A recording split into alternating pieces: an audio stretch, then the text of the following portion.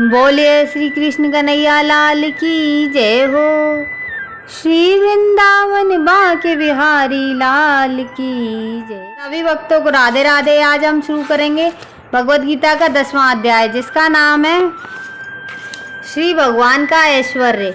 श्री भगवान उवाच, भगवान कहते हैं, भूयः एव महाबाहो शृणु मे परमं वचः यत्तेऽहं प्रियमाणाय वक्ष्यामि हितकाम्यया। श्री भगवान ने कहा, हे महाबाहो अर्जुन, और आगे सुनो, चूंकि तुम मेरे प्रिय सखा हो, अतः मैं तुम्हारे लाभ के लिए ऐसा ज्ञान प्रदान करूंगा। तो अभी तक भगवान ने कहा, हे महाबाहो अर्जुन, और आगे सुनो, चूंकि तुम मेरे प्रिय सखा हो, अतः मैं तुम्हारे लाभ के लिए ऐसा ज्ञान प्रदान करूंगा जो अभी तक मेरे द्वारा बताए गए ज्ञान से श्रेष्ठ होगा।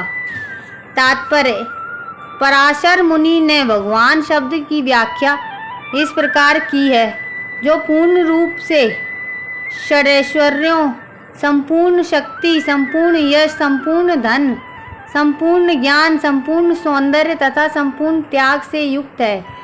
यह भगवान है। जब कृष्ण इस धराधाम में थे तो उन्होंने छहों ऐश्वर्यों का प्रदर्शन किया था।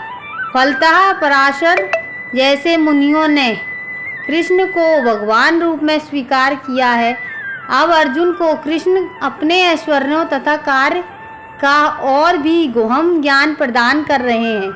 इसके पूर्व 7वें अध्याय में प्रारंभ करके वे अपनी शक्तियों तथा उनके कार्य करने के विषय में बता चुके हैं। अतः इस अध्याय में वे अपने ऐश्वर्यों का वर्णन कर रहे हैं।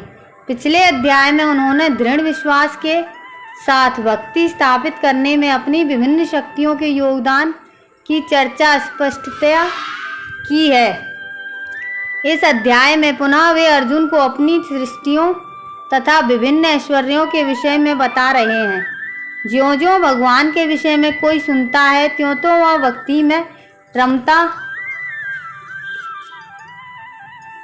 जाता है। मनुष्य को चाहिए कि भक्तों की संगति में भगवान के विषयों में सदा श्रवण करें, इससे उसकी भक्ति बढ़ेगी। भक्तों के समाज में ऐसी चर्चाएं केवल उन लोगों के बीच हो सकती हैं जो सचमुच कृष्ण भावनामृत के इच्छुक हों।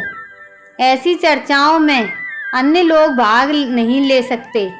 विभिन्न भगवान अर्जुन के स्पष्ट शब्दों में कहते हैं कि चूंकि तुम मुझे अत्यंत प्रिय हो, अतः तुम्हारे लाभ के लिए ऐसी बातें कह रहा हूँ।